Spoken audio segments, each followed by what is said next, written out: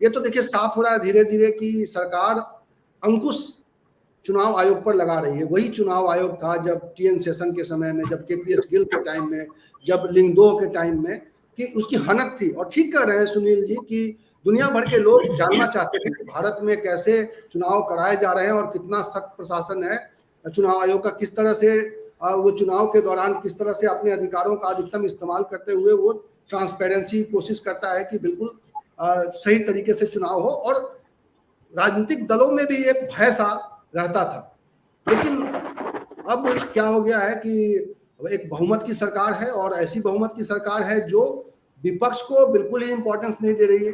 क्या इस समय ऐसे हालात में क्या करना चाहिए विपक्ष को? विपक्ष की भूमिका आपको सही लग रही है इस पूरे मामले में? जब चुनाव ही नहीं रहेंगे, विपक्ष सिर्फ प्रेस कॉन्फ्रेंस में ये बात तो कहता है कि भाई अब 24 के बाद आपको चुनाव में जाने की जरूरत नहीं पड़ेगी, ये सरकार चुनाव ही नहीं कराएगी।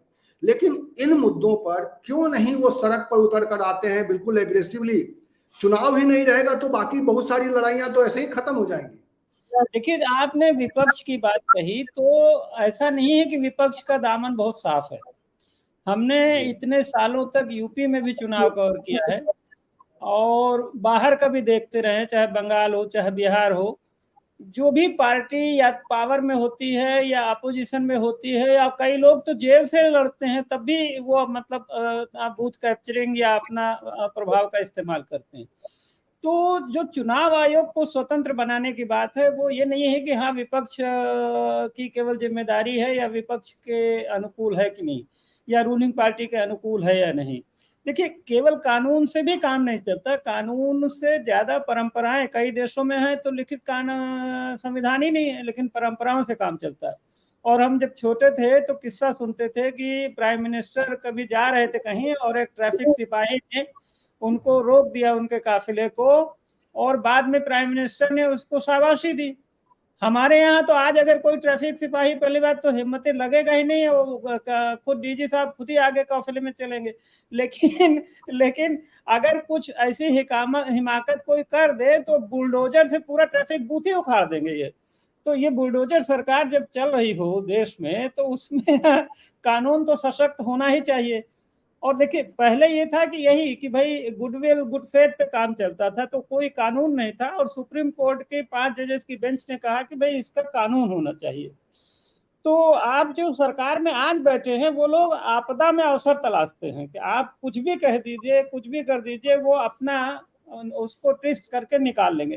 तो उन्होंने कहा कोई बात नहीं, कानून नहीं था तो हम सुप्रीम कोर्ट के चीफ जस्टिस को तो नहीं रखेंगे, हम कानून ही बना देते हैं, हमें तो पावर है पार्लियामेंट में। तो अब वो कानून लेके आए हैं। और जैसा कि नूर मोहम्मद साहब ने बताया कि भाई सुप्रीम कोर्ट के इक्विवेलेंट इसलिए था कि जो रिमूवल का प्रोविजन था वो उनके लिए उसी तरह से था जैसे सुप्रीम कोर्ट जजेस, यानी जो पार्लियामेंट के अंदर लाया जाता है प्रस्ताव, उसके तहत जो है महाभियोग हटाया जा सकता है। तो उसका मतलब है कि वो उनके समकक्ष आप ऑलरेडी हो गए। अच्छा, जो बिल लाया जा रहा है उसमें कोई फाइनेंशियल बर्डन न कम ज्यादा नहीं हो रहा है, तनख्वाह का सवाल नहीं है, सवाल पावर कम करने का है। और देखिए, चुनाव आयोग अपना कोई नीचे स्टाफ नहीं होता है, पूरी मशीनरी है भारत सरकार की और स्टेट की, वो उनके अंडर में आ जाती है। चुनाव के दौरान जो पूरा कंट्रोल एंड सुपरिंटेंडेंस है वो चुनाव आयोग को है, इसी से वो सारी पावर डिराइव करते हैं। तो सवाल यही है कि अगर उनका स्टेटस ही कैबिनेट सेक्रेटरी का हो जाएगा और यहाँ खिलाड़ी प्राइम मिनिस्टर भी होंगे, अपोजिशन के चीफ मिनिस्टर भी होंगे और बड़े बड़े कैबिनेट मिनिस्टर होंगे, तो सवाल यह है कि कैबिनेट सेक्रेटरी रैंक के जो चुनाव आयुक्त होंगे उनको कैसे कंट्रोल करेंगे, या चीफ सेक्रेटरी को कैसे कंट्रोल करेंगे। वैसे भी भाई कैबिनेट सेक्रेटरी से बहुत जगह चीफ सेक्रेटरी नहीं डरते हैं। और देखिए, हमें याद है नूर मोहम्मद साहब, आपको भी याद होगा कि शेषन साहब आए थे और उन्होंने खड़े खड़े बनर्जी साहब को कह दिया था कि हम डी नोटिफाई करते हैं, जो यहाँ के मुख्य चुनाव अधिकारी थे उनको हटा दिया था।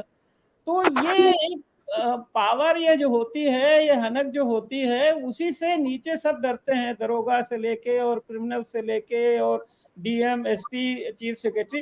तो इसलिए जरूरी है कि जो चुनाव आयोग के चुनाव आयुक्त है उनका स्टेटस जो है वो सरकार से ऊपर रखा जाए। तो सरकार से ऊपर तो सुप्रीम कोर्ट जज ही हो सकते हैं, और ये इसमें बदनीयती है। और मुझे लगता है कि ये जो बिल भले ये बना रहे हैं, लेकिन सुप्रीम कोर्ट को पावर है उस बिल की जो लीगल समीक्षा का, कॉन्स्टिट्यूशनैलिटी का, क्योंकि ये कॉन्स्टिट्यूशन से इसका कॉन्फ्लिक्ट है।